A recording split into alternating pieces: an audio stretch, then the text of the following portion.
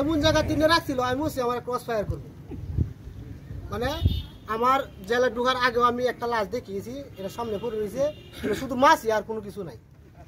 200 ছেলের মধ্যে 70 জন গুলি খাইছে আর মধ্যে আমি খাইছি 5টা গুলি আমার এই বুয়ে এনো 3টে এনো একটা 4টে আর এনো একটা ডাব যেটা অন্য বাইরে হচ্ছে না তার মধ্যে আমার একটা ফুলের টুকা হতেছে না আমাকে এরকম কোনো কটু কথা বলছে না শুধু জিজ্ঞাসা করছে যে তোমার নেতাকে আমি জাল ভাইয়ের কথা বললাম তখন উনার একটা গালি দিছে অর্থাৎ গালি দেওয়ার পরে আমি ক্ষমা পাচ্ছি যে আপনি গালি দেন না আমাকে টর্চারিং করে প্রয়োজনে তেল এই কথা কোয়ার পরে লাস্টে দিছে আর কিছু টর্চারিং করছে না তা আপনাদের দোয়া আমি এমন জায়গা তিনে রাখছিল আমি বলছি আমার ক্রস ফায়ার করবো মানে আমার জেলে ঢোকার আগেও আমি একটা লাশ দেখিয়েছি এটা সামনে পড়ে রয়েছে এটা শুধু মাছই আর কোনো কিছু নাই আমাদের বয়সে ছেলেটা পড়ে রয়েছে করে বনানী থানার গেটের সামনে পড়ে রয়েছে যাই হোক আল্লাহ আমার বাঁচায় রাখছে এইটুকু আপনাদের কাছে দোয়া চাই আমিও দোয়া করি আপনাদের জন্য সবাইকে ধন্যবাদ আসসালামু আলাইকুম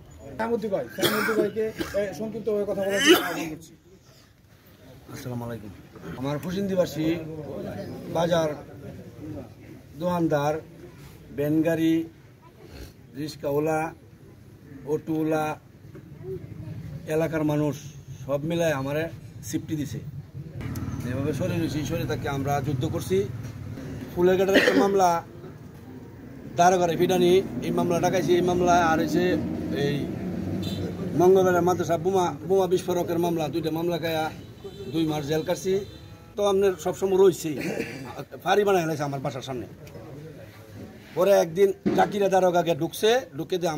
আমি পিছনের দরজাতে বাইরে গেছি ঢুকিয়া আমার ছেলে খাইতে বসে বড় ছেলের তাকায় রয়েছে আর খুব তার মন মেজাজ খারাপভাবে তাকায় রয়েছে আমার ছেলে ভয় পাইতেছে পরে আমি গেছে পরে বাসাতেছি আর পরে আমার কাছে ভাববা আমার যে ভয় লাগছে ফার্স্টের যে যুদ্ধের যে ইয়াটা এই দিনজন আমরা বাকুন্তে যাই তখন আমার ছেলে কোথায় ভাববা খারাপ পরে আমার 2 ছেলের মাথা হাতায়া পরে কথা কইলাম বাবা দেহ সব জায়গায় তো মানুষ মরতাছে কারণ আমি যে বাঁচবো আমি এটা তো কোনো গ্যারেন্টি নাই তা আমার এই করো এই কথা কইয়া পরে আমরা গেলাম 200 ছেলের মধ্যে 70 জন গুলি খাইছে আর মধ্যে আমি খাইছি 5টা গুলি আমার এই বুয়ে এনো 3টে এনো একটা 4টে আর এনো একটা ডাব যেটা অন্য বাইরে হচ্ছে না এই হলো বিষয় আপনার দয় আমরা আল্লাহ মাসায় রাখছি দেশ স্বাধীন হয়েছে আপনার দাবি দিতাম না অনেক সাহায্য করছেন এই বলে শেষ করলাম উপস্থিত সম্মানিত সভাপতি উপস্থিত এলাকার গণ্যমান্য ব্যক্তিবর্গ উপস্থিত অ্যাডভোকেট জালাল ভাইয়ের ছোট ভাই খোকন ভাই রিপন ভাই আরো অনেকে আছে নাম বলে অনেক সময় লাগবে আমরা সবার আগে স্মরণ করি 1971 সালে এই দেশ স্বাধীন হয়েছিল আমরা যুদ্ধ আমাদের পূর্বপুরুষ যুদ্ধ করেছিল আমরা এই যুদ্ধ দেখি নাই তবে 2024 সালে আমাদের বিশ্ববিদ্যালয়ের ছাত্রী ভাই বন্ধুরা আমাদের যুদ্ধ করে স্বাধীনতা এনেছে তাদেরকে আমরা সম্মান করি স্মরণ করি এই হাসিনার বিরুদ্ধে আমরা আন্দোলন করছি প্রায় 16 বছর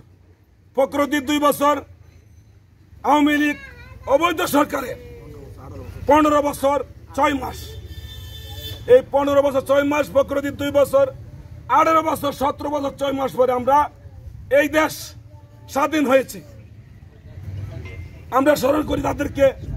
যারা এই রক্তের বিনিময়ে 30 লক্ষ শহীদের বিনিময়ে এই দেশ স্বাধীন হয়েছিল 1971 সালে 2024 সালে হাজার হাজার বিশ্ববিদ্যালয়ের ছাত্রছাত্রী রক্তের বিনিময়ে এই দেশ স্বাধীন হয়েছে বাংলাদেশ যতদিন থাকবে ততদিন এই নাম স্মরণ করব আর এই স্বাধীনতার অর্জনকারীদের অবশ্যই আমরা স্মরণ করব আর পাশাপাশি আমরা অতি উৎসাহিত হয়ে আমরা কোনো কিছু করব না সবার কাছে আমার করজোড়ে অনুরোধ আমরা অতি উৎসাহিত হয়ে কোনো কিছু করব না